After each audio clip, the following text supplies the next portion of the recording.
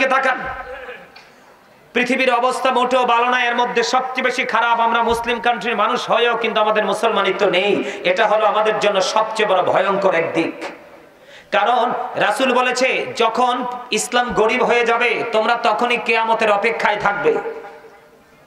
বিয়ে হলো ফরজ কাজ। কি কাজ?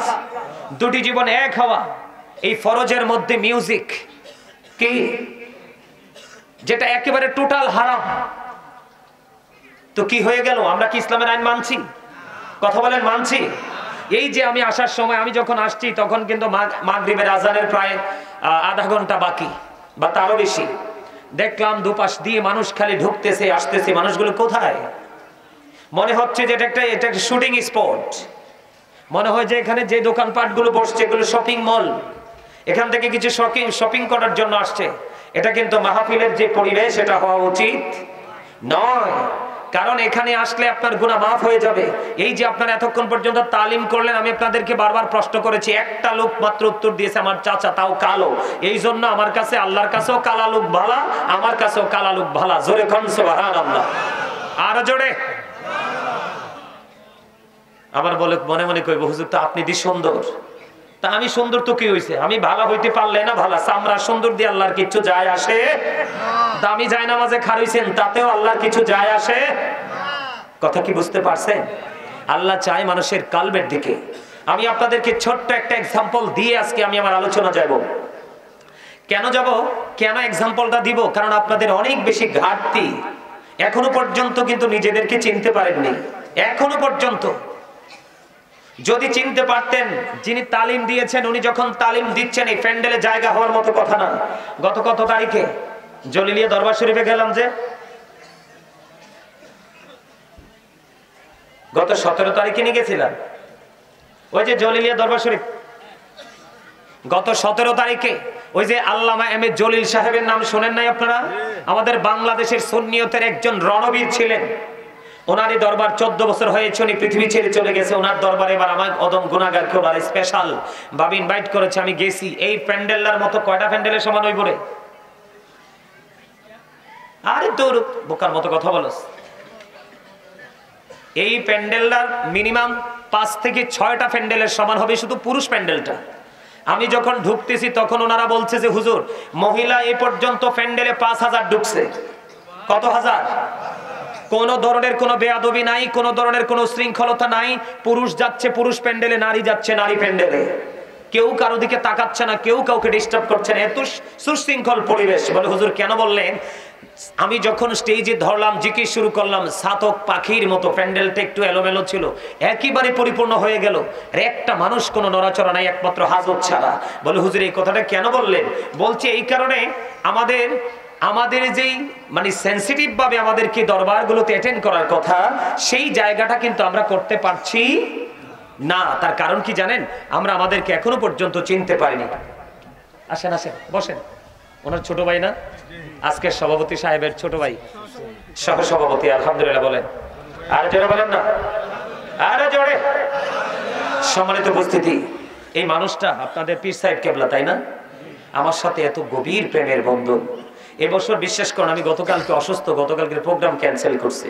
গেছি রে গতকালকে প্রোগ্রামে যাইনি, এত অসুস্থ ছিলাম। গত বছর না জানি এর আগের বছর রাস্তা থেকে ফিরে গেছি অসুস্থ হয়ে, জ্বর। তা আল্লাহরে বলছি, আল্লাহ যে মানুষ আমাকে এত ভালোবাসে উনি দেশে আসছে, দেখা হয় নাই, আমি যেন অন্তত পক্ষে যে আলোচনাটা ওনার সামনে বসে করতে পারি, আমাকে অন্তত পক্ষে সেই সুযোগটা দেন। আলহামদুলিল্লাহ বলে। আমি আপনাদের কাছে আসছি, কতটুকু আলোচনা করতে পারবো জানি না। আমার কিন্তু আজকে এই যে জানুয়ারির 5 তারিখ থেকে এই পর্যন্ত কিন্তু অসুস্থ, খাবার নাই, খাবারের মোটেও রুচি নাই। একটা জ্বর আসছিল, জ্বরের পরে ঠান্ডা কাশ হয়েছে, এরপরে যে রুচি কোথায় গেছে নিজেও জানি না। কিন্তু দৌড়াইতে তো হইতেছে, ওই আগে থেকে শিডিউল সেটিং করা। যাই হোক, আমি আমার কথা বলছি না, আমি যতটুকু আলোচনা করতে পারি আপনাদেরকে সন্তুষ্ট করার মতো কাজ করব। কারণ আমি আরো আগে একবার আসছিলাম, অনেক রাত্রিতে এসে দেখছি মুরব্বীগুলো, প্রত্যেকটা মুরব্বীর সিনায় দেখছি প্রেমের বাসা, ভালোবাসার। মনে হয় যে সিনাটা ভালোবাসার একটা গোড়াউন। সুবহানাল্লাহ বলেন। সম্মানিত উপস্থিতি, আমি আপনাদেরকে বলে দিতে চাই, একদম স্ট্রেট ফরওয়ার্ড ভাবে আপনারা একটু মন দিয়ে শুনবেন। আমার কথা শুনতে হলে আপনাদেরকে কিছু শর্ত মানতে হবে। এই সাইড টক হবে না কিন্তু, এটা কিন্তু এখানে কাউন্টিং হচ্ছে। আসলে জান্নাতের বাগানে আসতে হবে, এখানে কিন্তু ভিড় জমানো যাবে না। Out, get out. ওই পাশ দিয়ে প্যান্ডেলে জায়গা আছে, কি বলেন? ঠিক আছে না? সম্মানিত উপস্থিতি, আপনারা যারা এসেছেন এতে আমি অনেক খুশি। আলোচনা শোনার মতো মানুষ যদি না হয় 1 লক্ষ থাকলেও লাভ নেই। আর আলোচনা শোনার মতো মানসিকতা নিয়ে বসলে 5 জন মন্দ নয়, ঠিক না বলেন? আলোচনা শুনতে হলে শর্ত হলো এখানে দাঁড়ানো যাবে না। যদি পুরো প্যান্ডেল ফিল আপ হয়ে যায় তারপরে এখানে দাঁড়াবেন, প্যান্ডেলে যান। সম্মানিত উপস্থিতি, প্রথম শর্ত হলো স্টপ ইউর মাউথ এভরিবডি, সকলের জবানকে বন্ধ রাখতে হবে। সেকেন্ড যে কন্ডিশন, দ্বিতীয় শর্ত হলো you listening my lecture very attentively, আমার কথা সবাইকে মন দিয়ে শুনতে হবে। থার্ড যে কন্ডিশন, ভালো না লাগলে I say go to your seat, out of sight, বাসায় চলে যাবেন অথবা আপনি আপনার জায়গায় চলে যাবেন, কিন্তু এখানে সে ডিস্টার্ব করা। কথা কি ঠিক আছে? আমার শর্তে আপনারা রাজি? আরো জোরে বলেন। আপনারা আমাকে টিচার মনে করতে হবে, যতক্ষণ আলোচনা করবো ততক্ষণ নেমে গেলে যেটা ইচ্ছেটা বলেন, সমস্যা নাই। আমি আপনাদের স্যার আজকে, আর আপনারা সবাই হলেন আমার ছাত্র। ওকে, বুঝতে পারেন? একদম সোজা সাজা কথা। ক্লাসে যখন স্টুডেন্ট থাকে, টিচাররা কথা বলার সময় ছাত্ররা যখন ছাত্ররা কি কথা বলতে পারে? পরীক্ষা দিতে গেলে কি কথা বলতে পারে? এইজনের দিকে তাকাতে পারে? তাহলে কি হবে? পরীক্ষা আউট, ঠিক কিনা বলেন? তার চাইতে ভয়ঙ্কর ক্লাস হলো পরীক্ষার জায়গা হলো এটা। কেন জানেন? এখানে আসলেই গুনাহ মাফ। এখানে আসলেই কি আল্লাহর ওলি কেমনে হয় জানেন? আমি পরে বলছি, তার আগে আপনাদেরকে বলি, এই যে মাথা থেকে পা পর্যন্ত বডি স্ট্রাকচারটা, এটাকে আমরা কি বলি? মানুষ। কি বলি? ইংরেজিতে বললে মেন অথবা পারসন, আর আল্লাহর কোরআনের ভাষায় যদি বলি ইয়া আইয়ুহান নাস অথবা ইয়া আইয়ুহাল ইনসান। এটা হলো কি? আমার দিকে তাকাবেন, অত্যন্ত গুরুত্বপূর্ণ কথা। এই যে মাথা থেকে পা পর্যন্ত বডি স্ট্রাকচারটার নাম হলো এই মানুষ, সংক্ষিপ্ত পরিচয়।